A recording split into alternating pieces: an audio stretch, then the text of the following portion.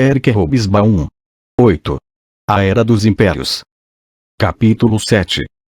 Quem é quem ou as incertezas da burguesia?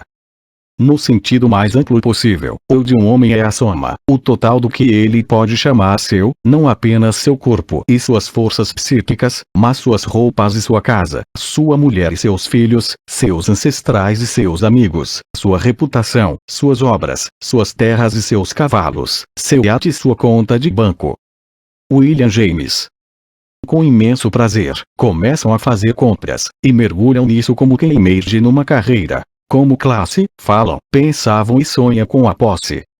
H. G. Wells, 1909. O colégio foi fundado pela recomendação e conselho da querida esposa do fundador, para oferecer a melhor educação às mulheres da classe alta e da classe média alta. Da escritura da fundação do Colégio Olovai, 1883. 1. Voltemo-nos agora para aqueles a quem aparentemente a democratização ameaçava. Nesse século da burguesia triunfante, os membros das bem-sucedidas classes médias estavam certos da própria civilização. De modo geral, eram seguros e não costumavam lutar com dificuldades financeiras. Todavia, apenas ao findar o século sentiram fisicamente o conforto. Haviam vivido, até então, bastante bem, rodeados de uma profusão de objetos sólidos e enfeitados, envolvidos em grande quantidade de tecidos, podendo permitir-se tudo o que consideravam apropriado a pessoas de sua posição social e inapropriado aos seus inferiores, consumindo alimentos e bebidas em quantidades substanciais, provavelmente excessivas. Comida e bebida, pelo menos em alguns países, eram excelentes. Cuisine bourgeoise, na França, era termo gastronomicamente elogioso. Em outras partes, comida e bebida eram, pelo menos, abundantes. Um amplo suprimento de empregados compensava o desconforto e impraticabilidade da casa burguesa. Não os podia, no entanto, ocultar. Só tardiamente, ao findar do século, é que a sociedade burguesa desenvolveu um estilo de vida e o equipamento material apropriado e realmente destinado a ajustar-se às necessidades da classe, que supostamente lhe formava a espinha dorsal. Homens de negócios, as profissões liberais ou os mais altos escalões do serviço público, com suas famílias. Estas não aspiravam nem necessariamente esperavam adquirir o status da aristocracia, ou as recompensas materiais dos muito ricos, mas se situavam bem acima da faixa em que a compra de uma coisa significava a renúncia a outra. O paradoxo do mais burguês dos séculos consistia em que seus estilos de vida só se tornaram burgueses mais tarde, que esta transformação foi iniciada antes na sua periferia do que no seu centro. E que, como modo de vida especificamente burguês, seu trunfo foi apenas momentâneo. Talvez por isso os sobreviventes olhassem com tanta frequência e nostalgia para a era que precedeu a 1914, chamando-a de Belle Époque. Começaremos o exame daquilo que aconteceu às classes médias do período a partir da consideração desse paradoxo. Esse novo estilo de vida era o da casa e jardins suburbanos, que de longa data deixara de ser especificamente estilo burguês, exceto como índice de aspiração. Como tantas outras coisas, na sociedade burguesa, ele procedeu do clássico país do capitalismo, a Inglaterra. É possível identificá-lo, em primeiro lugar, nos subúrbios ajardinados, construídos por arquitetos como Norman Shaw, na década de 1870, para famílias endinheiradas da classe média, mas não especialmente ricas, Bedford Park. Colônias desse tipo, geralmente destinadas a estratos bem mais ricos que seus equivalentes ingleses, desenvolveram-se nas cercanias das cidades da Europa Central, o Cottage Viertel, em Viena, Dahlem e o Grunewald Viertel, em Berlim, e finalmente decaíram socialmente, tornando-se subúrbios da classe média baixa ou um labirinto de pavilhões sem planejamento nos arredores das cidades grandes. Eventualmente, por meio da especulação dos construtores e dos planejadores urbanos com ideais sociais, transformarão-se em ruas e colônias de casas geminadas, destinadas a recapturar o espírito da aldeia e da cidade pequena. Siedlungen, ou povoamentos, seria o significativo termo alemão para elas, como as habitações municipais para operários mais endinheirados, já no século XX. A casa Ideal, para a classe média, já não fazia parte de uma rua da cidade, uma casa de cidade, nem seu substituto, o apartamento em um grande edifício de frente para uma rua da cidade e pretendendo ser um palácio. Era uma casa de campo urbanizada, ou, antes, suburbanizada, uma vila ou mesmo um cottage, num parque ou jardim em miniatura, rodeado de verde. Iria se revelar como um ideal de vida imensamente poderoso, embora ainda não aplicável na maior parte das cidades não anglo-saxônicas. A vila distinguia-se de seu modelo original, a casa de campo dos nobres ou dos grandes proprietários, por um aspecto importante, independentemente de sua dimensão e custo, mais modestos e passíveis de redução. Era antes planejada para as conveniências da vida privada e não para a luta pelo status social e para a representação.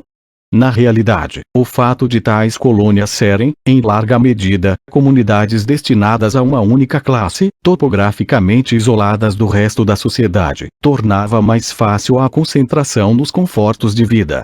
Esse isolamento surgia mesmo quando não era intencional. As cidades-jardim e os subúrbios-jardim, planejados por projetistas anglo-saxões socialmente idealistas, seguiram o mesmo caminho dos subúrbios construídos especificamente para remover as classes médias da proximidade de seus inferiores. Esse êxodo, por si, indicava certa abdicação da burguesia de seu papel de classe dirigente. Boston, diziam os ricos da cidade aos seus filhos, por volta de 1900, nada lhes oferecerá exceto pesados impostos e desordem política. Quando vocês se casarem, procurem construir casa no subúrbio, entrem para o clube de campo e façam com que sua vida se concentre em seu clube, na sua casa e nos seus filhos. Esse era, porém, o oposto da função da casa de campo ou castelo tradicionais, ou mesmo da função de sua rival e imitadora burguesa, a mansão do grande capitalista, da Vila Ugel, dos Krupp, ou de Bankfield House Bellevue, dos Ackroyd S. Crosley S., que dominavam a vida da enfumaçada cidade da lã, Halifax. Essas residências eram o revestimento da máquina do poder. Eram destinadas a demonstrar os recursos e o prestígio de um membro da elite dirigente aos outros membros e às classes inferiores, bem como a organizar o jogo de influências e domínio. Se gabinetes eram estruturados na casa de campo do Duque de Omnium, também John Crosley, dos tapetes Crosley, pelo menos convidava 49 colegas seus do Conselho da Municipalidade de Halifax para passar 3 dias em sua casa no Lake District, por ocasião de seu 50º aniversário, e recebia o Príncipe de Gales para a inauguração da Municipalidade de Halifax. Nessas residências, a vida privada era inseparável da pública, e tinha funções reconhecidas, por assim dizer, diplomáticas, políticas e públicas, cujas exigências tinham precedência sobre os confortos domésticos. É inimaginável que os Ackroyd S. mandassem construir uma grandiosa escadaria pintada com cenas clássicas da mitologia, uma sala de banquetes com pinturas, uma sala de jantar, uma biblioteca e um conjunto de 9 salas de recepção, ou mesmo uma ala de empregados para 25 pessoas, somente para uso familiar. O fidalgo, em sua casa de campo, não podia esquivar-se ao exercício do poder e da influência, no seu condado, mais que um magnata de negócios local, em Bury ou em Zwickau. Na verdade, enquanto morasse na cidade, por definição e imagem da hierarquia social urbana, mesmo um membro mediano da burguesia dificilmente poderia deixar de indicar, ou melhor, de sublinhar, o lugar que nela ocupava pela escolha de seu endereço ou, pelo menos, pela dimensão de seu apartamento, pelo andar que ocupava no edifício, pelo grau de servidão de que poderia dispor e pelas formalidades de seu trato e intercâmbio social. A família de um corretor de bolsa eduardiano, recordada mais tarde por um filho dissidente, era inferior aos Forsyth porque sua casa não tinha vista tão ampla para Kensington Gardens, embora não estivesse tão distante deste a ponto de perder status. A estação londrina estava, mas a mãe estava em casa formalmente, todas as tardes, e organizava recepções à noite com uma orquestra húngara alugada nas lojas universais Viteley. Além disso, oferecia ou comparecia a jantares quase diariamente, à hora estabelecida, durante os meses de maio e junho. A vida privada e a apresentação pública do status e das exigências sociais não se podiam separar. As classes médias do período pré-industrial, que ascendiam modestamente, eram em sua maior parte excluídas de tais ostentações pelo seu status social inferior, se bem que respeitável, ou por suas convicções puritanas ou pietistas, para não mencionar os imperativos da acumulação de capital. Foram a prosperidade e o crescimento econômico de meados do século que as colocaram ao alcance do êxito, ao mesmo tempo que lhes impunham o estilo de vida modelado segundo das antigas elites. Todavia, nesse momento de triunfo, 4 fatores estimularam a formação de um estilo de vida menos formal e mais genuinamente privado e privatizado. O primeiro deles, conforme verificamos, foi a democratização política, que solapou a influência pública e política de todos os burgueses, exceto os mais ricos. Em alguns casos, a burguesia, em sua maior parte liberal, foi, de fato, forçada a retirar-se completamente da política, dominada por movimentos de massas ou por massas de eleitores que se recusavam a lhe reconhecer a influência, quando esta não era dirigida diretamente contra ela. A cultura da Viena fim de século, conforme já se argumentou, era, em ampla medida, a cultura de uma classe e de um povo, os judeus da classe média, aos quais já não era permitido ser aquilo que queriam ser, alemães liberais, e que não encontrariam muitos seguidores, mesmo como burguesia liberal não judia. A cultura dos Buddenbrook é a de Thomas Mann, seu autor, filho de um patrício de antiga e altiva cidade de comerciantes hanseáticos, é a de uma burguesia que se retirou da política. Os Cabot Lowell, de Boston, embora longe de serem expulsos da política nacional, perderam para os irlandeses o controle político de sua cidade.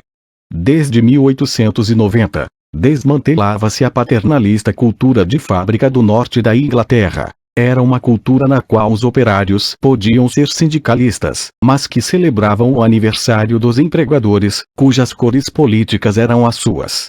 Uma das razões pelas quais emergiu o Partido Trabalhista, após 1900, é terem se recusado os homens influentes dos distritos eleitorais da classe operária, isto é, a burguesia local, a abrir mão do direito de nomear os notáveis do local, ou seja, gente igual a eles próprios, para o parlamento e o conselho, na década de 1890. Se a burguesia reteve seu poder político, daí em diante, foi por mobilizar influência e não seguidores.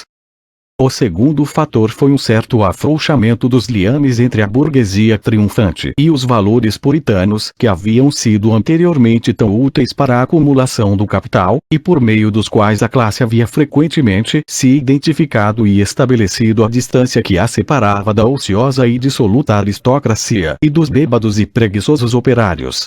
Entre a burguesia estabelecida, o dinheiro já havia sido ganho. Poderia provir não diretamente de sua fonte, mas de pagamentos regulares, recebidos mediante pedaços de papel que representavam investimentos, cuja natureza poderia ser obscura, mesmo quando não se originassem de alguma remota região do globo, distantes dos condados ao redor de Londres. Frequentemente era herdado ou distribuído aos filhos ociosos e às mulheres da família. Grande parte da burguesia do final do século XIX consistia na classe ociosa, nome inventado a esta altura por um sociólogo americano apartidário, de grande originalidade, Thorstein Veblen, que sobre ela escreveu uma teoria. E mesmo aqueles que ganhavam dinheiro não precisavam dedicar a isso muito tempo, pelo menos no caso de o fazerem nos bancos europeus, nas finanças e nas especulações. Na Inglaterra, em todos os casos, essas atividades deixavam bastante tempo para se cultivar outros interesses. Em suma, gastar tornou-se pelo menos tão importante quanto ganhar. Não era necessário gastar prodigamente como os ultra-ricos, dos quais efetivamente havia muitos, na Belle Époque. Mesmo os relativamente menos opulentos aprendiam a gastar para o próprio conforto e prazer. O terceiro fator foi o afrouxamento das estruturas da família burguesa, refletida em uma definida emancipação feminina, que examinaremos no próximo capítulo, e o surgimento de grupos de idade situados entre a adolescência e o casamento como categoria separada e mais independente de juventude que, por sua vez, teve poderoso impacto nas artes e na literatura. Conferir capítulo 9. As palavras juventude e modernidade tornaram-se às vezes quase intercambiáveis. E se modernidade significava algo, era uma mudança do gosto, da decoração e do estilo. Estes dois acontecimentos se tornaram visíveis durante a segunda metade do século entre as classes médias estabelecidas, e óbvios durante as 2 últimas décadas. Não afetaram apenas aquela forma de lazer que assumirá a forma de viagens e turismo, conforme o demonstra corretamente Morte em Veneza, de Visconti, onde o grande hotel de praia ou de montanha, que entrava então em sua fase gloriosa, era dominado pela imagem das mulheres que hospedava, mas acentuaram grandemente o papel do lar burguês como cenário para a mulher. O quarto fator foi o substancial aumento do número daqueles que pertenciam, pretendiam pertencer ou que aspiravam obsessivamente a fazer parte da burguesia. Era o aumento, em suma, da classe média como um todo. Uma ideia definida de um estilo de vida essencialmente doméstico era uma das coisas que mantinham todos os seus membros juntos. 2. Ao mesmo tempo, a democratização, a elevação da classe operária autoconsciente e a mobilização social criavam um novo problema de identidade social para os que pertenciam ou desejavam pertencer a uma ou outra camada dessas classes médias.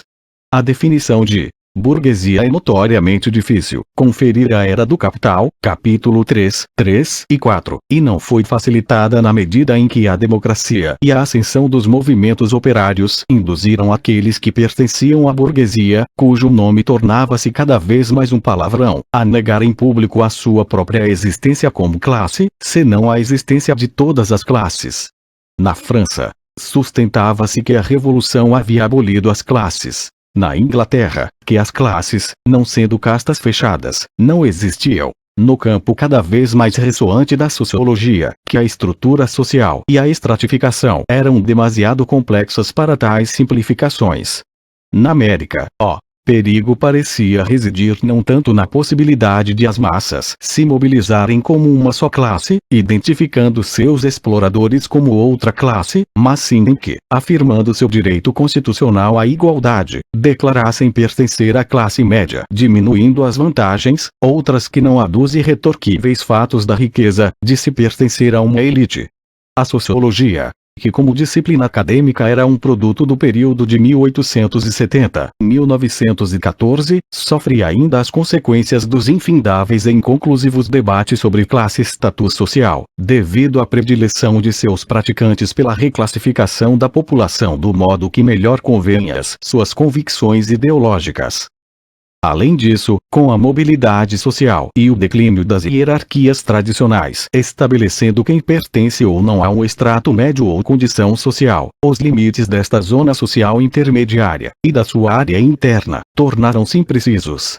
Em países habituados às classificações mais antigas, como a Alemanha, eram inferidas esmeradas distinções entre o Bürgertum da burguesia, por sua vez dividido em Besitzbürgertum, baseado na posse de propriedades, e em Bildungsbürgertum, baseado no acesso ao status burguês por meio da educação superior, além de um Mittelstand, condição média, abaixo do precedente, o qual, por sua vez, olhava por cima do ombro para o Kleinbürgertum, ou pequena burguesia.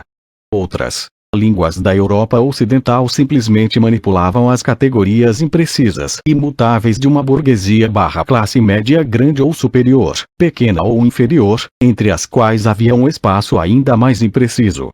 De que modo determinar, porém, quem poderia pretender fazer parte de qualquer uma destas categorias? A dificuldade básica residia na constante elevação do número dos pretendentes ao status burguês, numa sociedade em que, afinal, era a burguesia que formava o extrato social superior. Mesmo onde a antiga nobreza proprietária de terras não havia sido eliminada, como na América, ou privada de seus privilégios de júri, como na França republicana, seu perfil nos países capitalistas desenvolvidos era nitidamente mais baixo. Mesmo na Inglaterra, onde conservara sua presença política proeminente e as maiores fortunas, durante as décadas de meados do século, ela declinava. Em 1858-1879, dos milionários ingleses que morreram, 4/5, 117, ainda haviam sido proprietários de terras. Em 1880, 1889, apenas pouco mais de um terço deles o haviam sido, e em 1900, 1914, essa percentagem foi ainda mais baixa. Os aristocratas perfaziam a maioria em quase todos os gabinetes ingleses, antes de 1895. Após esta data, jamais o tornaram a ser. Os títulos de nobreza estavam longe de ser desprezados, mesmo em países que oficialmente não os reconheciam. Americanos ricos, que não os podiam adquirir para si, compravam-nos na Europa, com a maior presteza, por meio de casamentos subsidiados para suas filhas. As máquinas de costura Singer tornaram-se a princesa de Polignac. Não obstante, mesmo antigas monarquias profundamente enraizadas admitiam que dinheiro era um critério de nobreza tão útil como o do sangue azul. O imperador Guilherme II considerava dever seu, como governante, atender aos desejos dos milionários, em relação às condecorações e patentes de nobreza. Condicionava, porém, suas mercês a doações de caridade, no interesse público. Talvez o influenciassem os modelos ingleses. Bem o poderia crer o observador. Dos 159 pareatos criados na Inglaterra, entre 1901 e 1920, omitindo os concedidos às Forças Armadas, 66 foram concedidos a homens de negócios, metade dos quais eram industriais, e a 34 profissionais liberais, dos quais a grande maioria era de advogados. Apenas 20 foram concedidos a proprietários de terras. Se a linha entre a burguesia e a aristocracia era imprecisa, os limites entre a burguesia e seus inferiores estavam também longe de ser claros. Isto não afetava demasiadamente a antiga classe média baixa ou pequena burguesia de artesãos independentes, pequenos lojistas e seus semelhantes. A sua escala de operações os situava firmemente em um nível mais baixo e mesmo em oposição à burguesia. O programa dos radicais franceses constava de uma série de variações sobre o tema O Pequeno é Belo. A palavra petit é constantemente repetida nos congressos do Partido Radical. Seus inimigos eram les gros, o grande capital, a grande indústria, a grande finança, os grandes negociantes. Essa mesma atitude, com uma deformação direitista, nacionalista e antissemita, e não esquerdista e republicana, encontrava-se entre seus equivalentes alemães, mais pressionados pela irresistível e rápida industrialização desde a década de 1870. Visto do alto, não apenas sua pequenez mas, de igual modo, suas ocupações os excluíam de um status mais elevado, a não ser quando, excepcionalmente, a dimensão de sua fortuna obliterasse a memória de sua origem. Ainda assim, a impressionante transformação do sistema distributivo, especialmente da década de 1880 em diante, tornava necessárias algumas revisões. A palavra merceeiro traz ainda uma conotação de desprezo entre as classes médias altas, mas na Inglaterra desta época um homem como Sir John Lipton, que ganhou seu dinheiro com pacotes de chá, Lord Leverume, que o ganhou com sabão, ou Lord Vestey, que o ganhou com carne congelada, adquiriam títulos e iates a vapor. Todavia, a dificuldade real surgiu com a enorme expansão do setor terciário, ou dos empregos em escritórios públicos e privados, isto é, o de um trabalho que era tanto claramente subalterno como remunerado mediante ordenados, mesmo se chamados de recompensa, mas que era, de igual modo, não manual e baseado em qualificações educacionais, apesar de relativamente modestas. E, acima de tudo, realizado por homens, ou mesmo por algumas mulheres, a maioria das quais recusava-se especificamente a considerar-se parte da classe operária e aspirava, não raro com imensos sacrifícios materiais, ao estilo de vida e à respeitabilidade da classe média. A linha entre esta nova classe média baixa de empregados Angestellte, employees, e os mais altos estratos profissionais, ou mesmo dos executivos e gerentes assalariados dos grandes negócios, levantavam problemas novos. Deixando de lado estas novas classes médias baixas, tornava-se claro que aumentava rapidamente o número de novos candidatos à classe média, ou de aspirantes ao status da classe média, o que propunha problemas práticos de demarcação e definição, dificultados ainda pela incerteza dos critérios teóricos relativos a essas definições. Aquilo que constituía a burguesia sempre foi mais difícil de determinar do que aquilo que, em teoria, definia a nobreza, por exemplo, nascimento, títulos hereditários, propriedade de terras, ou a classe operária, por exemplo, o salário e o trabalho manual. Todavia, conferir a Era do Capital, capítulo 13, os critérios de meados do século XIX eram bastante explícitos. Exceto no caso de servidores públicos graduados e remunerados, esperava-se que os membros dessa classe possuíssem capital ou renda proveniente de investimentos ou que agissem como empresários independentes, que oferiam lucros e empregavam operários, ou que fossem membros de uma profissão liberal, o que era uma forma de iniciativa privada. É significativo que lucros e honorários fossem incluídos sob o mesmo título, para fins de arrecadação de imposto de renda, na Inglaterra. No entanto, diante das mudanças acima referidas, estes critérios tornaram-se muito menos úteis para distinguir os membros da burguesia real, economicamente, mas acima de tudo socialmente, na considerável massa das classes médias, para não mencionar o grupo, ainda maior, formado por aqueles que aspiravam a tal status. Nem todos possuíam capital, mas não o possuíam, de igual modo, pelo menos inicialmente, muitos homens de status burguês inconteste, que o haviam substituído pela educação superior como recurso inicial, Bildungsbürgertum. Seu número aumentava substancialmente. O número de médicos, na França, que era mais ou menos estável entre 1866 e 1886, aumentara para 20 mil por volta de 1911. Na Inglaterra, o número de médicos elevou-se de 15 mil para 22 mil. O de arquitetos, de 7 mil para 11 mil, entre 1881 e 1901. Nestes dois países o crescimento foi mais rápido que o crescimento da população adulta. Nem todos eram empresários ou empregadores, exceto dos próprios criados. Mas quem poderia negar status burguês aos gerentes graduados remunerados, que perfaziam uma parte, sempre mais essencial, da grande empresa em um tempo no qual, conforme acentuava um perito alemão, o caráter íntimo e puramente privado do antigo pequeno negócio simplesmente não se aplicava mais aos grandes empreendimentos. A grande maioria de todas essas classes médias, pelo menos na medida em que muitas delas eram produto da era posterior à Revolução Dual, conferir a Era das Revoluções, introdução, tinham uma coisa em comum: a mobilidade social, passada e presente.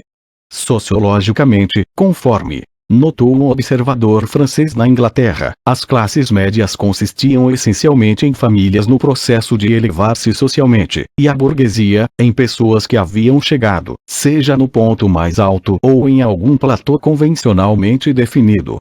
Tais instantâneos, contudo, dificilmente apresentariam uma imagem adequada de um processo em movimento, que só poderia ser surpreendido pelo equivalente sociológico daquela recente invenção, o filme, ou fotografia em movimento. Os novos estratos sociais, cujo advento Gambetta considerava o conteúdo essencial do regime da Terceira República Francesa, e pensava, sem dúvida, em homens semelhantes a ele próprio, que abriam seu caminho para ganhar influência e renda sem negócios nem propriedades, mas por meio da política democrática, não cessavam de se mover, mesmo quando, reconhecidamente, haviam chegado. Inversamente, essa chegada não mudaria o caráter da burguesia. A qualidade de membro desta classe poderia ser negada aos pertencentes à segunda ou à terceira geração, que levavam vida ociosa, apoiados na fortuna da família e que, às vezes, reagiam contra os valores e as atividades que constituíam, ainda, a essência de sua classe. Estes problemas, na época de que tratamos, não concernem ao economista. Uma economia baseada na iniciativa privada voltada para o lucro, tal como a que, inquestionavelmente, dominou os países desenvolvidos do Ocidente, não exige analistas para especular sobre quais são exatamente os indivíduos que constituem a burguesia. Do ponto de vista do economista, o príncipe Henrique von Donnersmarck, o segundo homem mais rico da Alemanha imperial, após Krupp, era funcionalmente um capitalista, visto que 9/10 de sua renda provinha de propriedade de minas de carvão, de ações de bancos e indústrias, sociedade e empreendimentos imobiliários, para não mencionar os 12 a 15 milhões de marcos de rendimentos em juros. Por outro lado, para o sociólogo e o historiador, o status do príncipe como aristocrata hereditário está longe de ser irrelevante.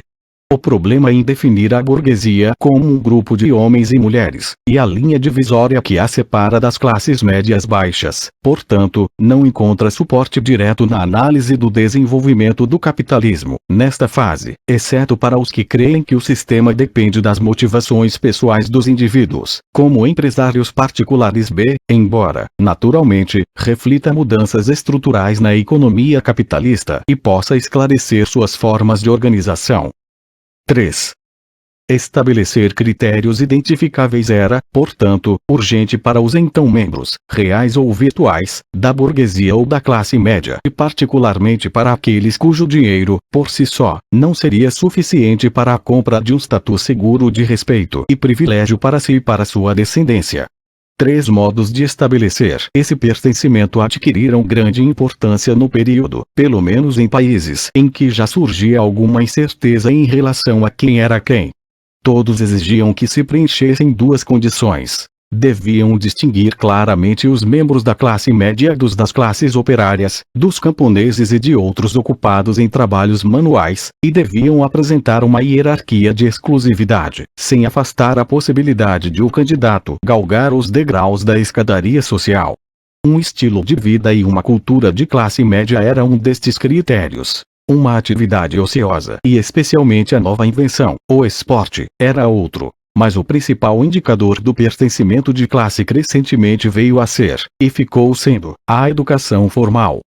Sua função mais importante não era utilitária, a despeito dos retornos financeiros potenciais. Uma inteligência treinada e ao conhecimento especializado em uma era baseada, crescentemente, na tecnologia científica. Não obstante tal educação abrir um pouco mais amplamente as carreiras à meritocracia do talento, especialmente na própria indústria educacional, que se expandia. O que contava era a demonstração de que os adolescentes tinham condições de adiar a tarefa de ganhar a vida. O conteúdo da educação era secundário e, na realidade, o valor vocacional do grego e do latim, que tanto absorviam o tempo dos meninos da escola pública na Inglaterra, ou da filosofia, das letras, da história e da geografia, que preenchiam 77% das horas nos liceis franceses, 1890, era desprezível. Mesmo na Prússia, cuja mentalidade era tão prática, os clássicos Gymnasien, em 1885, continha quase 3 vezes o número de alunos que os Realgymnasien e as Oberrealschulen, mais modernos e de mentalidade mais técnica. Além disso, o custo de oferecer a uma criança tal educação era, por si, um distintivo social. Um funcionário prussiano, que o calculou com meticulosidade germânica, gastou 31% de sua renda com a educação de seus 3 filhos, durante um período de 31 anos. A educação formal, preferivelmente coroada por algum diploma, havia sido, até esse momento, irrelevante para a elevação à burguesia, exceto no caso das profissões cultas dentro e fora dos serviços públicos, em cujo treinamento consistia a principal função das universidades, ao qual acrescentavam um ambiente convidativo para a bebida, a devassidão e as atividades esportivas dos jovens cavalheiros, para os quais os exames reais eram absolutamente sem importância. Poucos homens de negócios do século XIX eram formados em alguma coisa. A Polytechnique francesa da época não constituía atração especial para a elite burguesa. Um banqueiro alemão, ao aconselhar um industrial incipiente em 1884, rejeitou a teoria e a instrução universitária, considerando-as meramente um meio de gozar as horas de repouso, como um charuto depois do almoço.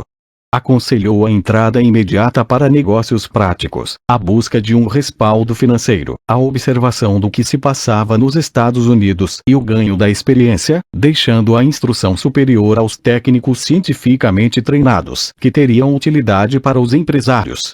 Do ponto de vista dos negócios, isto era simples senso comum, apesar de não satisfazer os quadros técnicos. Os engenheiros alemães exigiam, não sem amargura, posição social condizente com a significância do engenheiro, na vida. A instrução escolar oferecia, acima de tudo, um bilhete de entrada para as faixas médias e superiores reconhecidas da sociedade e um meio de socializar aqueles que eram admitidos, de modo a distingui-los das ordens inferiores. A própria idade mínima em que se deixava a escola, para esse tipo de ingresso, cerca de 16 anos, garantia aos rapazes, em alguns países onde havia alistamento militar, a classificação como oficial em potencial. Crescentemente, a educação secundária até a idade de 18 ou 19 anos tornava-se habitual nas classes médias, e era normalmente seguida de educação universitária ou de treinamento profissional superior. Os números referentes a isso permaneceram baixos, embora aumentassem um pouco no caso da educação secundária e, de modo mais impressionante, no caso da educação superior. Entre 1875 e 1912, o número dos estudantes alemães mais que triplicou, o dos estudantes franceses, 1875, 1910, mais que quadruplicou. Todavia, ainda em 1910, menos de 3% das faixas etárias situadas entre os 12 e os 19 anos frequentavam escolas secundárias, 77.500 ao todo, e apenas 2% permaneceram nelas até os exames finais, nos quais apenas metade passou.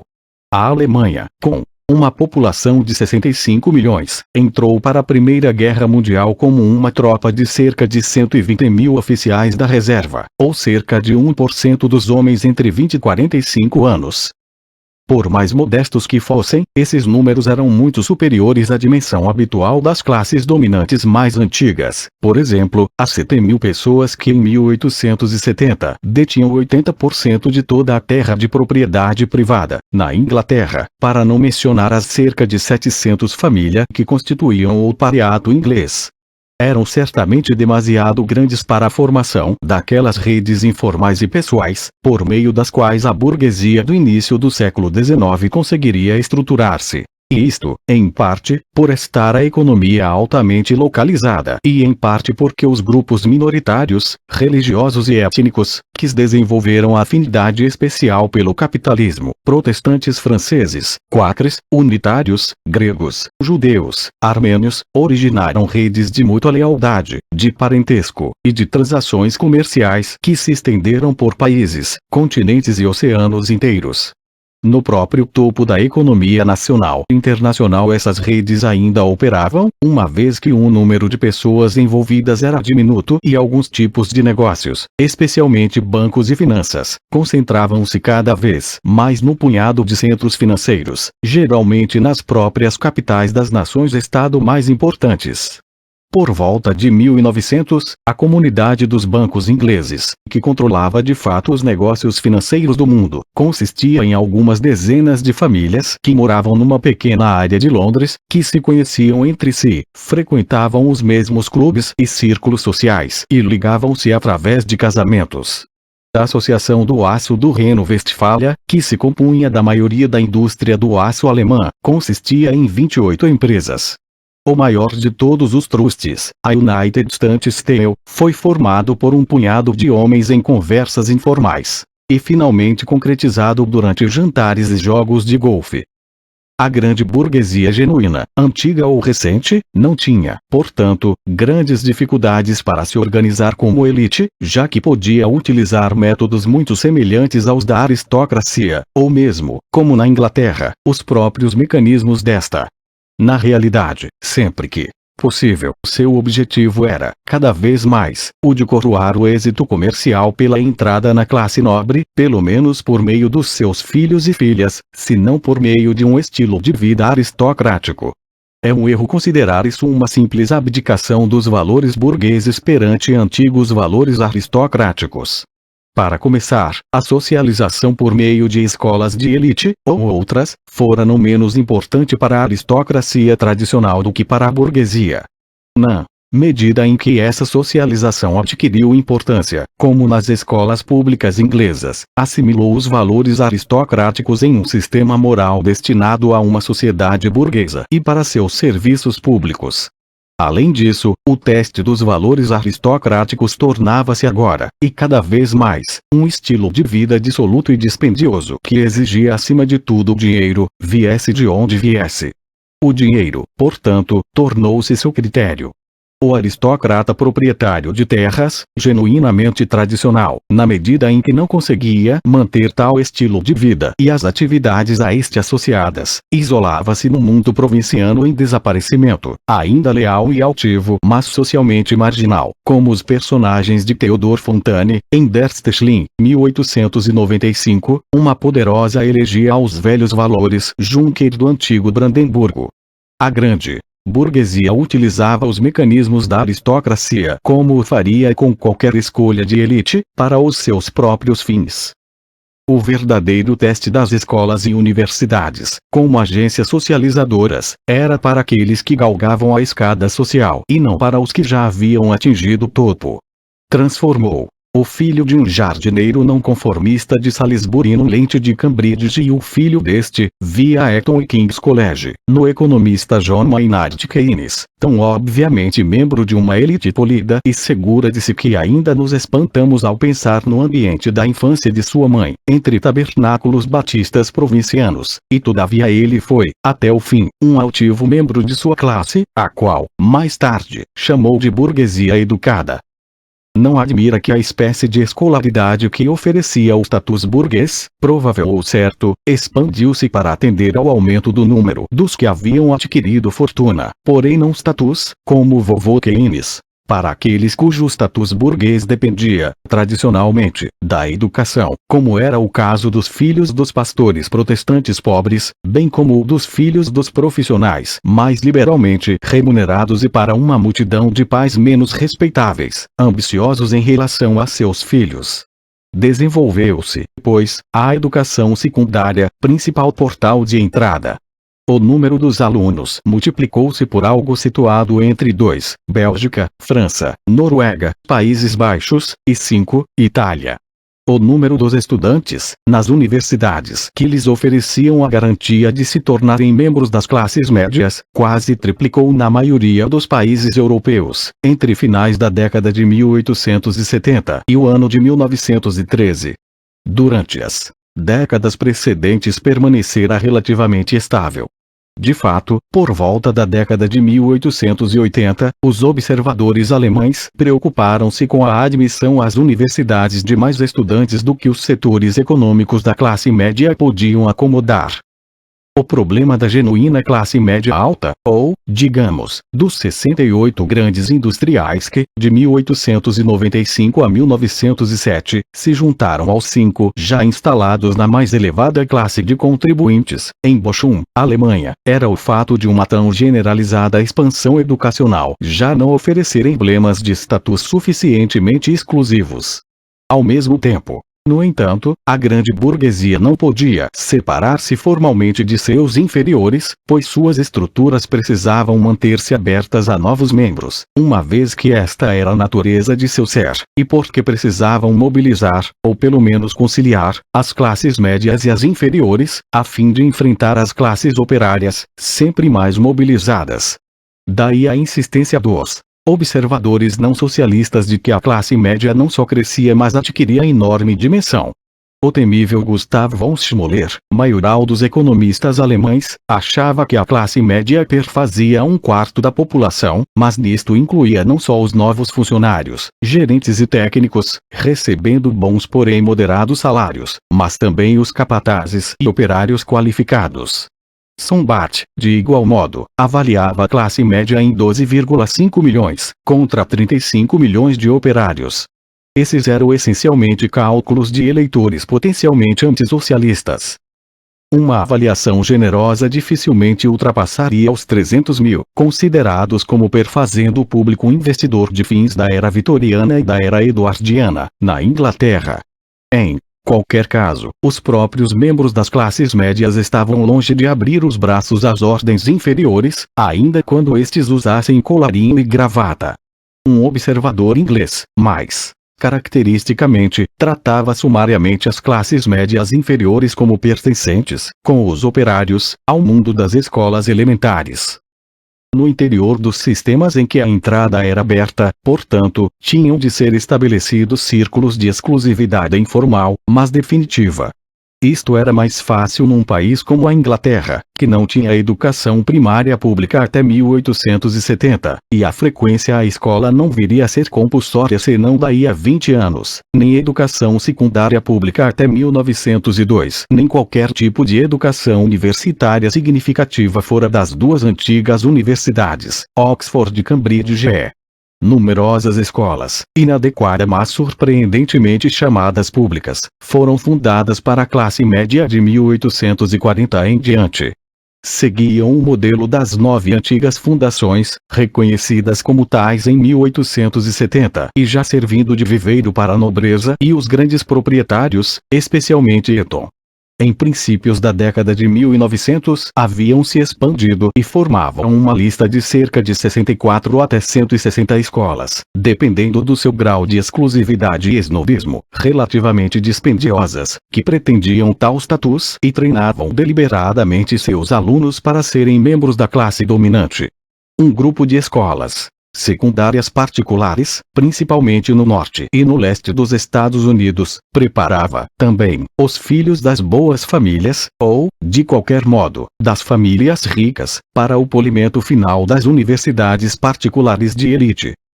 Dentro destas, como dentro do grande corpo dos estudantes universitários alemães, grupos ainda mais exclusivos eram recrutados por associações privadas, tais como o Corpo dos Estudantes ou pelas mais prestigiadas fraternidades de letras gregas, cujo lugar, nas antigas universidades inglesas, foi tomado pelos colégios residenciais.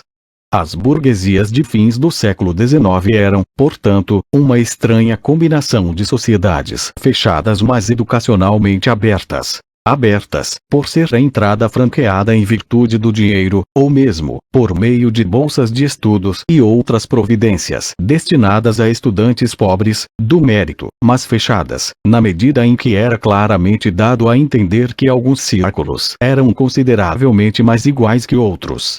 A exclusividade era puramente social. Os estudantes do corpus alemão, muito dados à cerveja e cheios de cicatrizes, duelavam a fim de provar que eram, ao contrário das ordens inferiores, satisfactions facie, ou melhor, que eram cavalheiros e não plebeus.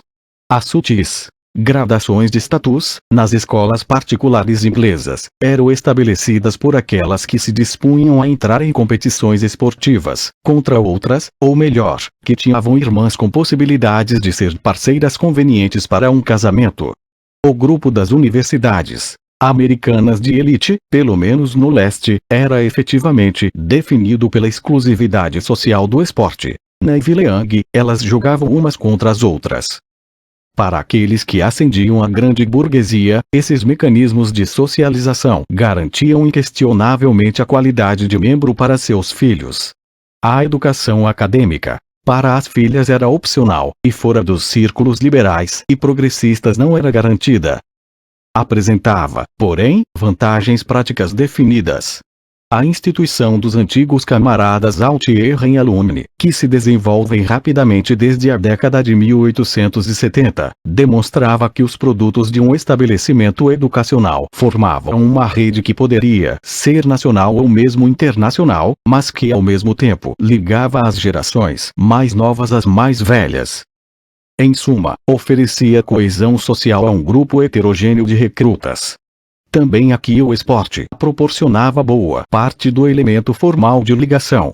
Por meios tais, uma escola, um colégio, um corpus ou uma fraternidade, revisitados e com frequência financiados por seus antigos alunos, formava uma espécie de máfia potencial, amigos de amigos, para auxílio mútuo, que não era menor nos negócios. E, por sua vez, a rede dessas extensões familiares de pessoas presumivelmente de status social e econômico equivalente oferecia um entrelaçamento de contatos potenciais além do alcance dos parentes ou dos negócios regionais ou locais.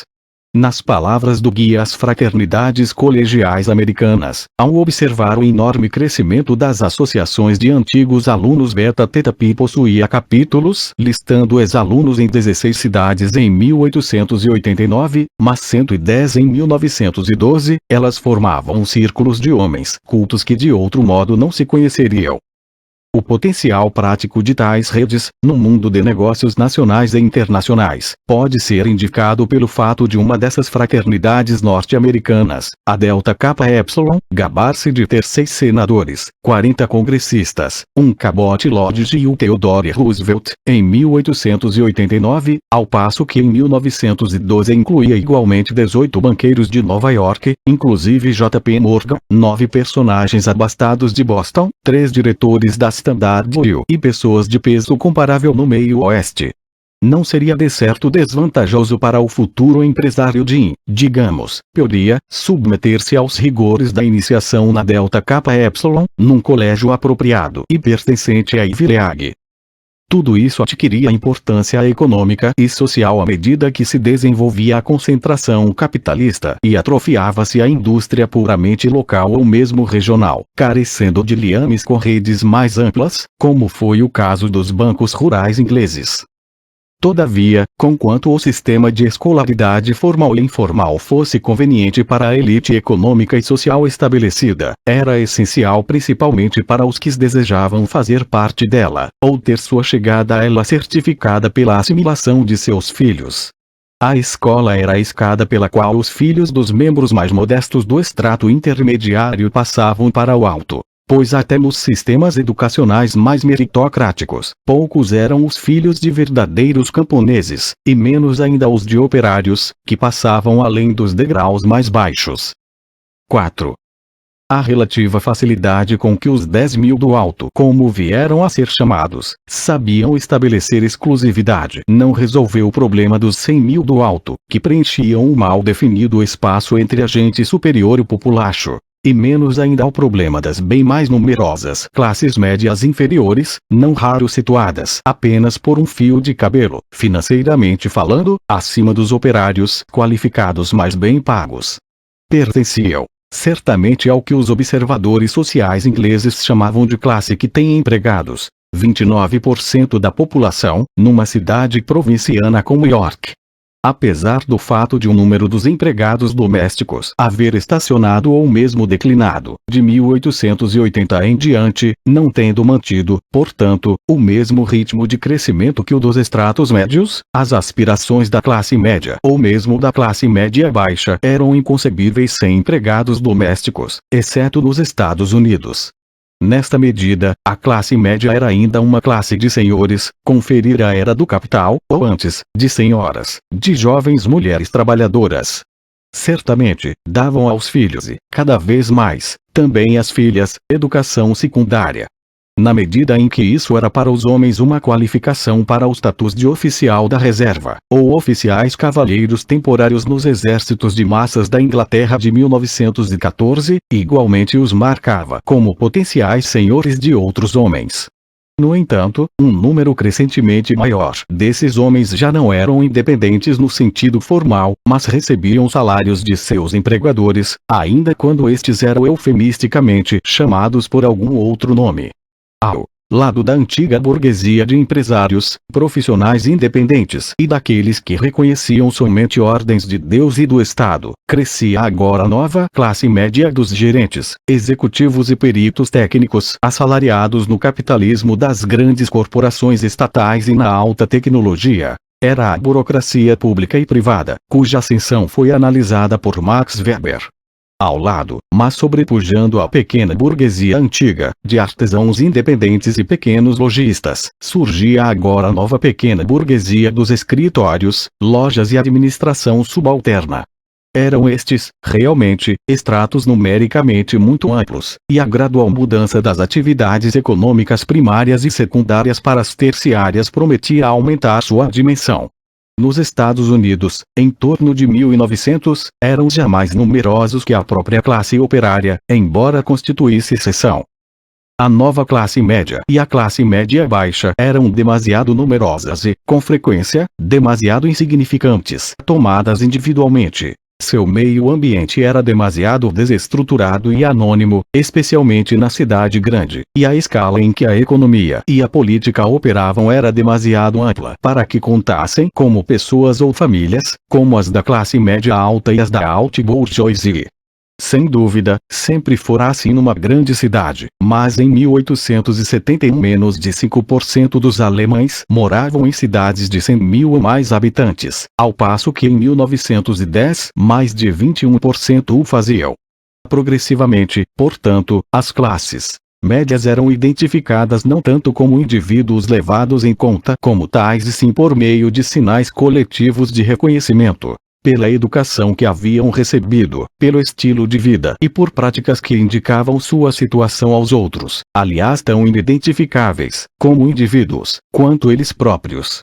Para as classes médias reconhecidas, aqueles sinais normalmente envolviam uma combinação de rendimentos e educação, bem como certa distância visível das origens populares, tais como as indicadas, por exemplo, pelo uso habitual da linguagem da cultura nacional padrão e do sotaque indicador de classe, no relacionamento social com outros que não os inferiores.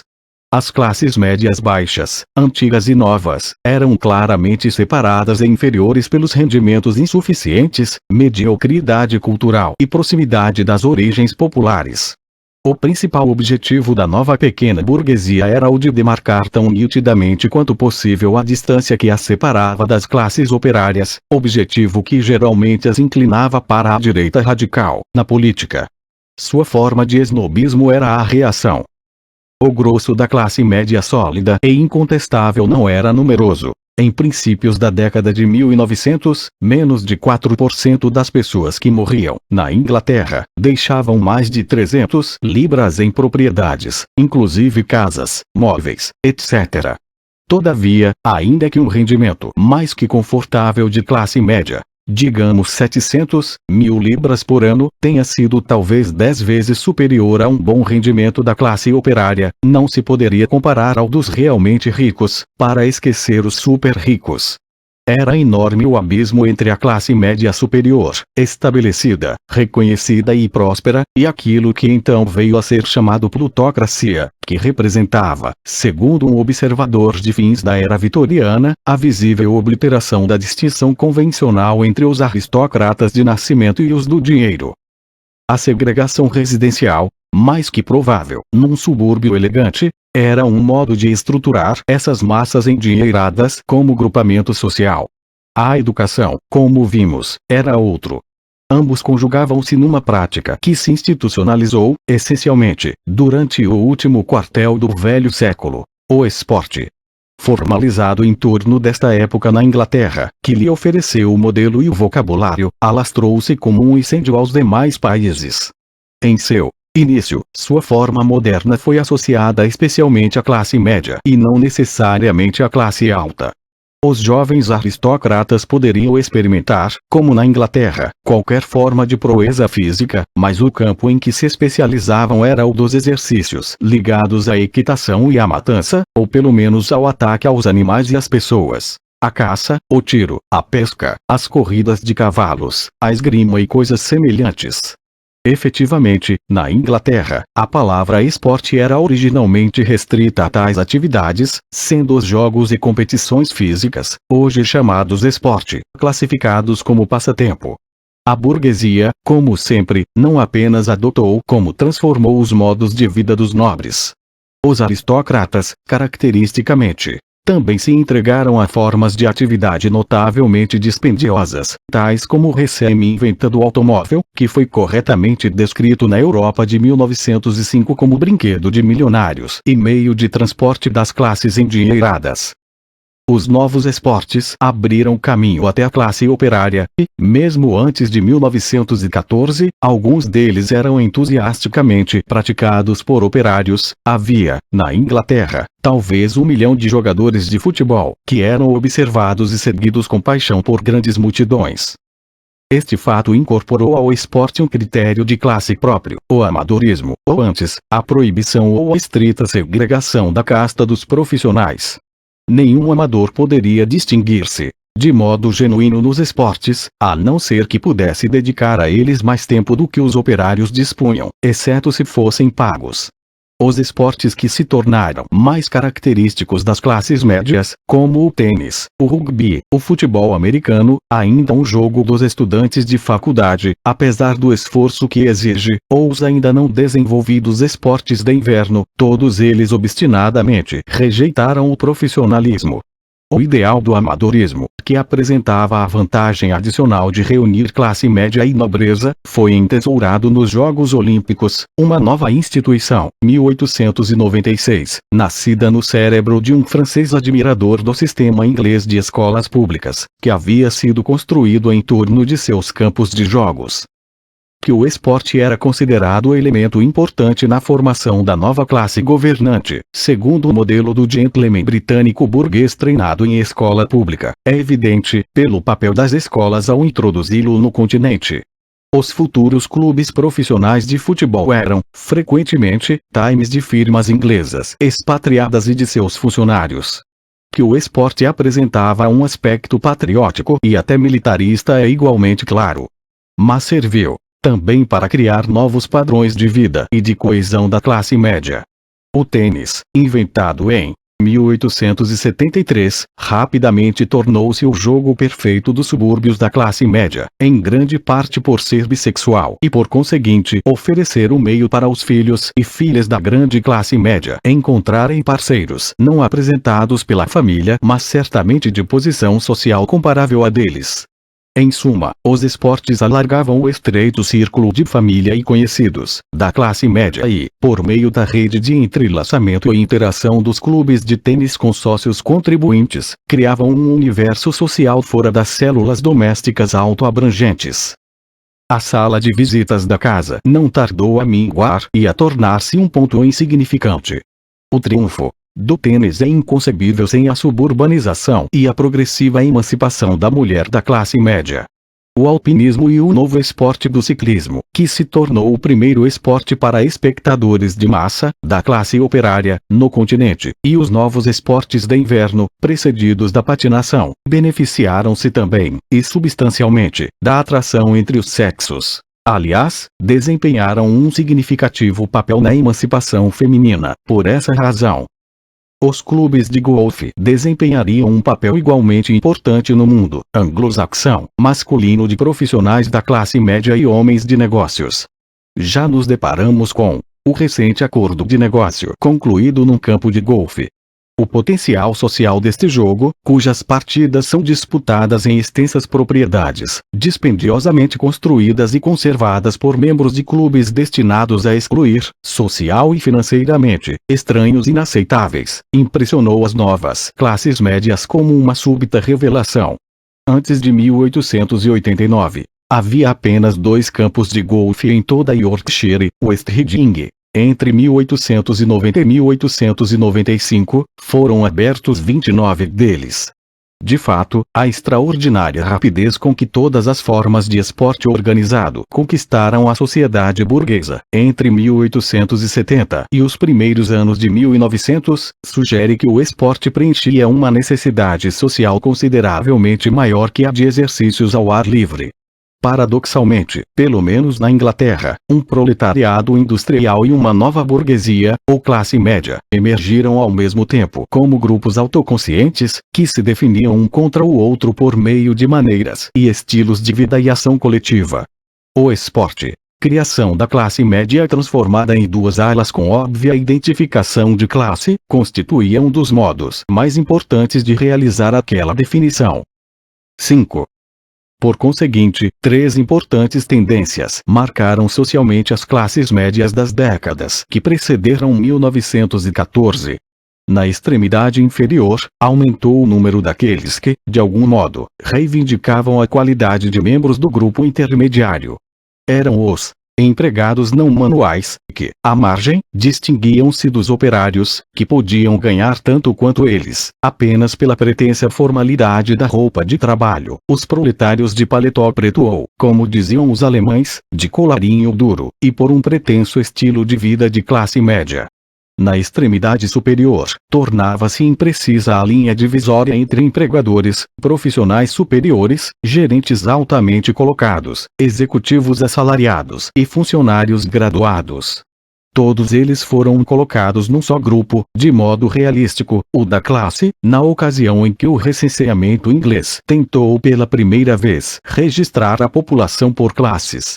Ao mesmo tempo, aumentava consideravelmente a classe burguesa ociosa de homens e mulheres que viviam de lucros de segunda mão, e ressoa o eco da tradição puritana, através da classificação do British Land Revenue e de rendimentos indébitos. Relativamente poucos burgueses ocupavam-se agora em realmente ganhar dinheiro. Muito maior era o acúmulo de lucros à sua disposição, a ser distribuídos entre seus parentes. Acima de tudo, estava o grupo dos super-ricos, os plutocratas. Afinal, havia já mais de 4.000 milionários, em dólares, nos Estados Unidos, no início da década de 1890. Para a maioria deles, as décadas precedentes à guerra foram boas. Para os mais favorecidos, foram extraordinariamente generosas. A nova classe média baixa recebeu bem pouco em termos materiais, pois seus rendimentos não puderam exceder os do artesão qualificado, embora medidos por ano e não por semana ou por dia. E os operários não precisavam gastar grande coisa para manter as aparências. Entretanto, seu status situava-os incontestavelmente acima das massas trabalhadoras. Na Inglaterra, os homens desta classe podiam até julgar-se gentlemen, um termo originalmente reservado aos grandes proprietários de terra. Na era da burguesia, todavia, foi drenado do seu conteúdo social específico e aberto para quem quer que, efetivamente, não realizasse trabalho manual. Nunca foi usado para os trabalhadores. A maioria achava que conseguira mais que seus pais e esperava melhores perspectivas para seus filhos. Isto, provavelmente, pouco contribuía para diminuir o senso de ressentimento impotente contra os que lhes ficavam acima ou abaixo, o que, aparentemente, era característico desta classe. Os pertencentes ao inconteste mundo da burguesia tinham, na verdade, muito pouco de que se queixar, pois oferecia-se a quem quer que dispusesse de algumas centenas de libras esterlinas por ano, o que estava muito abaixo do limiar dos ricos, uma vida excepcionalmente agradável, agora conduzida no estilo de vida excepcionalmente aprazível. O grande economista Marshall achava, em Principles of Economics, que um professor poderia viver convenientemente com 500 libras por ano, opinião confirmada por seu colega, o pai de John Maynard Keynes, que conseguia poupar 400 libras por ano, tiradas de um rendimento, salário mais capital herdado, de 1.000 libras, que lhe permitia ter casa forrada com papel de parede Morris, com 3 empregados permanentes e uma governanta, tirando férias 2 vezes por ano. Um mês na Suíça custava ao casal 68 libras em 1891, e entregar-se às suas paixões, que eram colecionar selos, caçar borboletas, estudar lógica e, naturalmente, jogar golfe. Não havia dificuldade em achar modos de gastar 100 vezes mais por ano, e os ultra-ricos da Belle Époque, multimilionários norte-americanos, grão-duques russos, magnatas do ouro sul-africanos e um sortimento de financistas internacionais, apressavam-se a competir, gastando tão prodigamente quanto podiam. Mas não era preciso ser magnata para gozar algumas saborosas doçuras desta vida. Em 1896, por exemplo, um serviço de jantar com 101 peças, decorado com o próprio monograma do comprador, podia ser adquirido no varejo, em Londres, por menos de 5 libras. O grande hotel internacional, nascido das estradas de ferro em meados do século, atingiu seu apogeu durante os 20 anos que precederam 1914. Muitos deles trazem ainda o nome do mais famoso dos cozinheiros-chefes contemporâneos, César Ritz.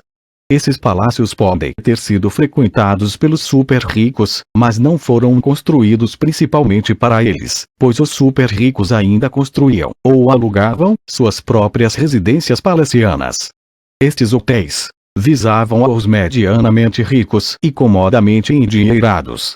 Lord Rosebery jantava no novo Hotel Cecil, mas não o jantar padrão de 6 shillings por cabeça. Atividades cujo objetivo eram os realmente opulentos tinham seu preço marcado segundo outra escala.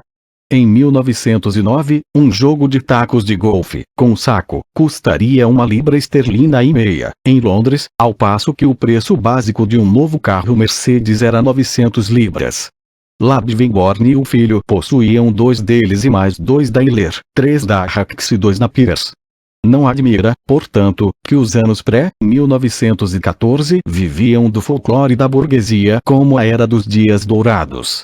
Ou que o tipo de classe ociosa que mais atraía a atenção tenha sido a que se entregava, para citar novamente Veblen, ao consumo conspícuo a fim de confirmar o próprio status e fortuna, não tanto em face das ordens inferiores, demasiado distantes, nas profundezas, para ser notadas, mas sim na competição com os outros magnatas. A resposta de J.P. Morgan ao ser perguntado quanto custava manter um iate, se você tem de perguntar, é porque não tem recursos para isso, e a observação de John D. Rockefeller, igualmente apócrifa, ao lhe contarem que J.P. Morgan deixara $80 milhões ao morrer, e todos nós pensávamos que ele era rico, indicam a natureza do fenômeno. Havia muito disso naquelas décadas laminadas a ouro, quando os marchandes de arte, como Joseph Duvain, convenciam os bilionários que apenas uma coleção de antigos mestres poderia selar-lhes o status, quando nenhum merceeiro bem-sucedido estaria completo sem um imenso iate e nenhum especulador de minas, sem um ares de cavalos de corrida, um palácio no campo, preferivelmente inglês, e uma charneca com aves de caça, ou quando a simples quantidade e variedade de alimentos desperdiçados, e, mesmo, as quantidades consumidas, durante um fim de semana, da era eduardiana, ultrapassa a imaginação. Na verdade, no entanto, conforme já ficou sugerido, o maior grupo ocioso subsidiado por rendimentos privados tomou, provavelmente, a forma de atividades não lucrativas pelas esposas, filhos e filhas e, às vezes, outros parentes, das famílias bem providas. Este foi, como veremos, um elemento importante para a emancipação feminina. Conferir capítulo 8. Virginia Woolf considerava um teto para si mesma, isto é, 500 libras por ano, essencial para esse fim. E a grande firma fabiana de Beatrice Sidney Webb respaldava-se nas 1.000 libras por ano que ela havia recebido por ocasião de seu casamento. Boas causas, que iam desde campanhas pela paz e pela sobriedade, passando pelo serviço social para os pobres. Esta foi a era dos centros comunitários nas favelas, feitos por ativistas de classe média, até o amparo às artes não comerciais, beneficiadas por trabalho voluntário e subsídios financeiros. A história da arte do início do século XX está repleta de tais subsídios. A poesia de Rio que foi possível pela generosidade de um tio e de uma sucessão de nobres senhoras. A poesia de Stephen George e a crítica social de Karl Kraus, bem como a filosofia de George Lukács, pelos negócios da família, que igualmente permitiram a Thomas Mann concentrar-se na vida literária, antes dela se tornar lucrativa. Nas palavras de E.M. Forster, outro beneficiário dos rendimentos privados, entravam dividendos, erguiam-se sublimes pensamentos. Eles alçavam-se para dentro e para fora de vilas e apartamentos mobiliados pelas artes e ofícios, um movimento que adaptava os métodos do artesão medieval para aqueles que podiam pagar. E entre famílias cultas, para as quais, dado o assento e os rendimentos aceitáveis, mesmo ocupações até então de pouco respeito tornavam-se o que os alemães chamavam Salonfähig, aceitáveis na sala de visitas da família. Um processo, e não menos curioso, dessa classe média ex-puritana foi a presteza que demonstrou, no final do século, em permitir que seus filhos e filhas entrassem para o palco em caráter profissional, o qual adquiriu todos os símbolos de reconhecimento público. Afinal, Sir Thomas Beauchamp, herdeiro das pílulas Beauchamp, preferia passar o tempo como maestro profissional, tocando Delius, filho do comércio de Lord Bradford, e Mozart, que não gozou de tais vantagens. 6. E, contudo, poderia a época da burguesia triunfante florescer, se amplas faixas dessa mesma burguesia envolviam-se tão pouco com a geração da riqueza e tão rapidamente iam à deriva, distanciando-se da ética puritana, dos valores do trabalho e do esforço, da acumulação pela abstenção, pelo dever e pela seriedade moral, valores estes que lhe haviam forjado a identidade, a altivez e a feroz energia. Conforme verificamos no capítulo 3, o medo, não, a vergonha, de um futuro de parasitas os perseguiam. O ócio, a cultura e o conforto estavam muito bem. Grosseira ostentação pública da riqueza, pelo esbanjamento e o luxo, ainda era acolhida com considerável reserva, por uma geração que lia a Bíblia, que lhes recordava a duração do bezerro de ouro. Mas a classe que tornara seu século XIX, não estaria ela a se afastar do próprio destino. Como combinar a ela, se é que o faria, os valores do passado e os do presente? Esse problema ainda era dificilmente visível nos Estados Unidos, onde o empresário dinâmico não sentia, de modo discernível, as pontadas da incerteza, embora alguns se preocupassem com relações públicas. Era entre as antigas famílias da Nova Inglaterra, dedicadas aos serviços profissionais e a um público universitário e culto, como os James e Adams, que se encontravam homens e mulheres que, positivamente, sentiam-se pouco à vontade na sociedade em que viviam. O máximo que se pode dizer dos capitalistas norte-americanos é que alguns deles ganharam dinheiro tão depressa e em quantidades de tal modo astronômicas que, forçosamente, se depararam com o fato de a acumulação de capital, por si, não ser objetivo adequado para a vida de um ser humano, mesmo burguês. Todavia, a maioria dos homens de negócios norte-americanos não eram da classe do reconhecidamente fora do comum Andrew Carnegie. Ele entregou 350 milhões de dólares a várias causas e pessoas excelentes, pelo mundo afora, sem que isso afetasse visivelmente seu estilo de vida, em Skibo Castle, ou da classe de Rockefeller, que imitou um novo esquema de Carnegie, da fundação filantrópica, e que doaria mais dinheiro ainda, antes de sua morte, em 1937. Filantropia em tal escala, tal como as coleções de arte, tinham a vantagem adicional retrospectiva de suavizar, face ao público, os contornos destes homens recordados por seus operários e rivais de negócios como ferozes predadores. Para a maioria da classe média norte-americana, ficar rico ou, pelo menos, prosperar ainda era o suficiente como objetivo de vida e justificação adequada para sua classe e civilização. Tampouco percebe-se uma grande crise da autoconfiança burguesa, nos pequenos países ocidentais que entravam em sua época de transformação econômica, tal como os pilares da sociedade da provinciana cidade de estaleiros norueguesa sobre a qual Henrik Ibsen escreveu uma peça célebre e epônima, 1877. Ao contrário dos capitalistas da Rússia, não tinham razões para sentir que todo o peso e toda a moralidade de uma sociedade tradicionalista, desde os grão-duques até os mujiques, lhes eram absolutamente contrários, para não mencionar seus explorados operários. Ao contrário, mesmo na Rússia, onde encontramos fenômenos surpreendentes na literatura e na vida, tais como o do homem de negócios bem-sucedido mas envergonhado de seu triunfo, Lopakin em O Pomar de Cerejeiras, de Tchekov, e o grande magnata têxtil e mecenas que financiou os bolchevistas de Lenin, Sava Morozov, o rápido êxito industrial trouxe autossegurança. Paradoxalmente, aquilo que transformaria a Revolução de Fevereiro, de 1917, na Revolução de Outubro, como já foi persuasivamente argumentado, foi a convicção, adquirida pelos empregadores russos durante os 20 anos precedentes, de que não podia haver ordem econômica na Rússia senão a capitalista e de que os capitalistas russos eram bastante fortes para obrigar seus operários a manter a linha. Havia, sem dúvida, muitos homens de negócios e profissionais bem-sucedidos, nas regiões desenvolvidas da Europa, que ainda sentiam os ventos da história nas velas de seus barcos, embora lhes fosse cada vez mais difícil deixar de tomar conhecimento do que se passava com os dois mastros que, tradicionalmente, apoiavam as velas. A firma gerenciada pelo próprio dono e a família do proprietário, centrada no elemento masculino. A administração dos grandes negócios por funcionários assalariados ou a perda da independência de empresários anteriormente soberanos para os cartéis eram ainda, conforme notou aliviado um observador alemão, muito distantes do socialismo.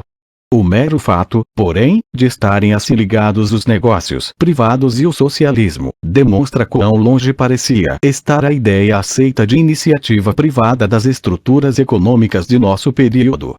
no tocante à erosão da família burguesa, para a qual muito contribuiu a emancipação de seu elemento feminino. Como poderia ela não solapar a autodefinição de uma classe tão fortemente respaldada na sua manutenção? Conferir a Era do Capital, capítulo 13, 2, uma classe para a qual a respeitabilidade era igual à moralidade que, crucialmente, dependia da conduta percebida de suas mulheres, o que tornava o problema particularmente agudo, em todo caso na Europa, e dissolvia os firmes contornos da burguesia do século XIX, era uma crise naquilo que, exceto para alguns grupos de pietistas católicos autoconscientes, constituía desde longa data a ideologia e a lealdade que a identificavam.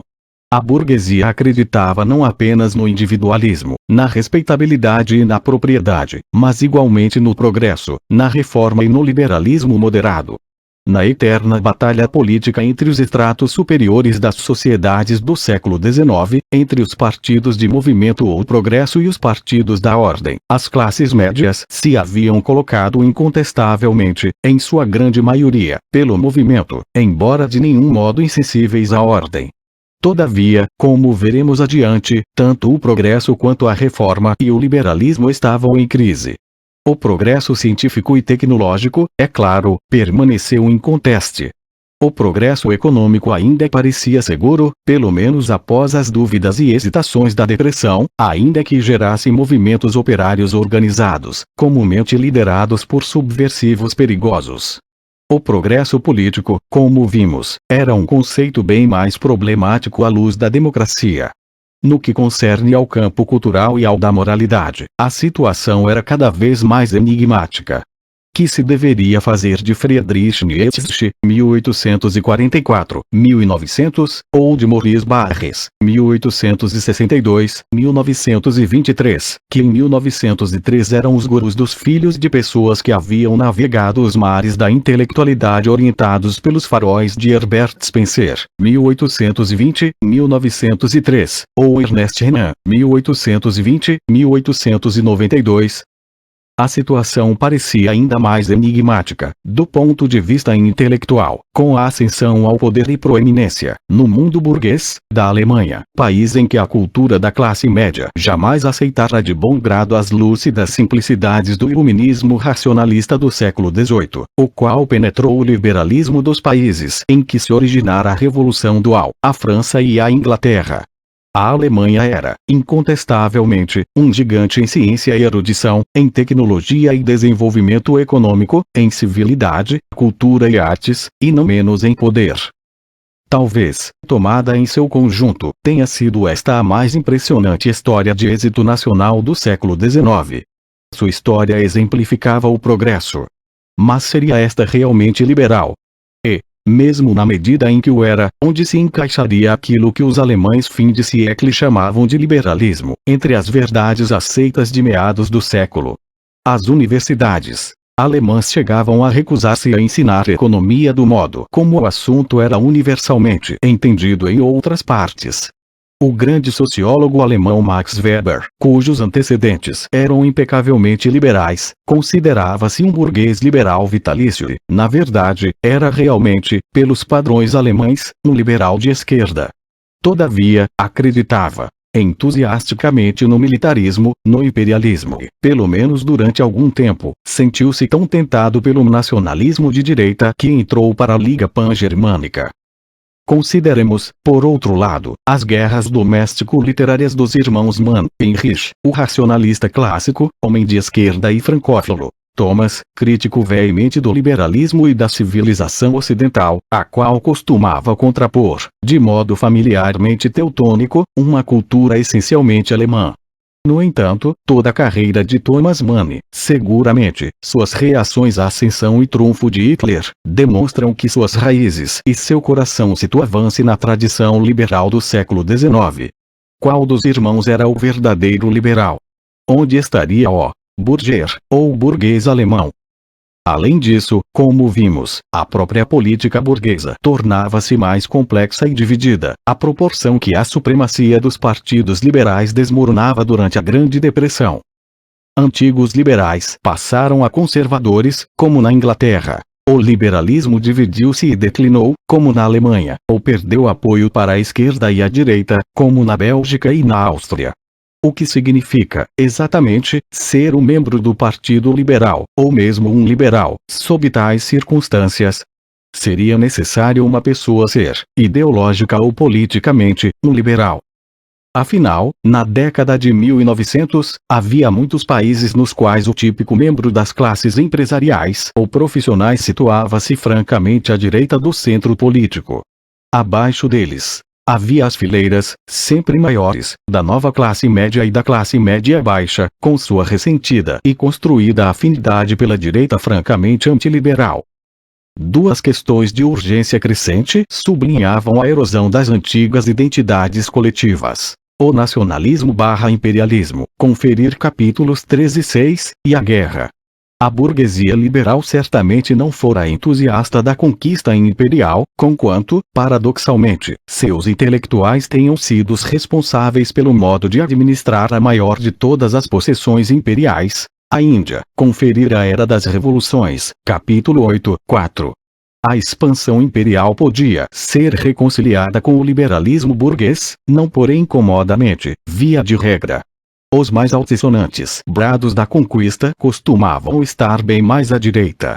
Por outro lado, a burguesia liberal não se opusera, por princípio, ao nacionalismo nem à guerra. Entretanto, haviam considerado a nação, inclusive a sua própria, como uma fase temporária na evolução para uma sociedade e uma civilização realmente globais. Eram céticos quanto às reivindicações da independência nacional dos povos, que julgavam pequenos e obviamente inviáveis. Quanto à guerra, ainda que às vezes necessária, era algo a ser evitado, que só suscitava entusiasmo entre a nobreza militarista e os incivilizados.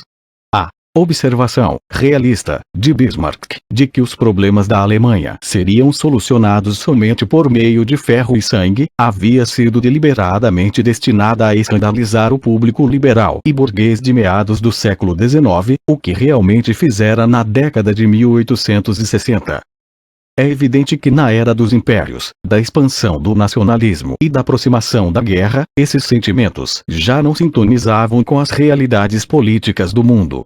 Um homem que na década de 1900 repetisse coisas que, na década de 1860 ou na de 1880, seriam consideradas como o mais puro bom senso da experiência burguesa, se acharia em 1910 em discordância com seu tempo. As peças de Bernard Shaw, após 1900, alcançam alguns de seus efeitos cômicos por meio de tais confrontos. Em tais circunstâncias, seria de esperar que os liberais realistas da classe média desdobrassem as costumeiras racionalizações e rodeios, quanto à meia mudança de posições, ou permanecessem em silêncio. Na verdade, foi isso mesmo que fizeram os ministros do governo liberal inglês, ao conduzirem o país à guerra, ao mesmo tempo que simulavam, até para si próprios, que não o estavam fazendo. Mas há ainda outra coisa. Enquanto a Europa burguesa, em crescente conforto material, rumava para a catástrofe, observamos o estranho fenômeno de uma burguesia, ou pelo menos de parte significativa de sua juventude e de seus intelectuais, a mergulhar de bom grado e até com entusiasmo no abismo. Todos conhecem o caso dos rapazes. Antes de 1914 havia poucas provas relativas às perspectivas belicosas das moças, que saudaram a irrupção da Primeira Guerra Mundial como se fosse amor à primeira vista. Agora, graças sejam dadas a Deus, que nos colocou à altura de tal hora, escreveu um socialista fabiano, normalmente racional e apóstolo de Cambridge, o poeta Rupert Brooke. Só a guerra, escreveu o futurista italiano Marinetti, sabe rejuvenescer, acelerar e afiar a inteligência humana, alegrar e arejar os nervos, libertando-nos do peso do fardo cotidiano e dando sabor à vida e talento aos imbecis. Na vida dos acampamentos e debaixo do fogo, escreveu um estudante francês, experimentamos a suprema expansão da força francesa que trazemos dentro de nós. Não faltaram, porém, intelectuais mais velhos que, também eles, saudaram a guerra com manifestos de regozijo e orgulho que, aliás, alguns deles viveram o bastante para lamentar. foi com frequência observada, durante os anos precedentes a 1914, a moeda de rejeitar o ideal da paz, da razão e do progresso por outro, de violência, instinto e explosão. Um influente livro sobre a história inglesa destes tempos chama a isso a estranha morte da Inglaterra liberal. Poderia estender-se o título à Europa Ocidental. As classes médias europeias, no conforto de sua civilizada existência, sentiam-se inquietas, embora isto não se aplicasse ainda ao homem de negócios do Novo Mundo. Haviam perdido sua missão histórica. As mais sinceras canções de irrestrito louvor aos benefícios da razão, da ciência, da educação, do esclarecimento, da liberdade, da democracia e do progresso da humanidade, dos quais a burguesia sentira, um dia, o orgulho de ser o exemplo, eram agora cantadas, como veremos adiante, por pessoas cuja formação intelectual pertencia a uma era anterior e que não haviam acertado passo com os tempos. Foi às classes operárias, e não à burguesia, que George Sorel, um brilhante, rebelde e excêntrico intelectual, advertiu contra as ilusões do progresso, em um livro publicado com esse título, em 1908. Ao lançar o olhar para trás e para diante, os intelectuais, os jovens e os políticos das classes burguesas não estavam convencidos de que tudo fora ou havia de ser para o melhor. Todavia, parte importante da classe alta e média da Europa reteve firme confiança no progresso futuro, pois este baseava-se na recente e espetacular melhora de sua situação. Consistia, nas mulheres e, especialmente, nas nascidas de 1860 em diante,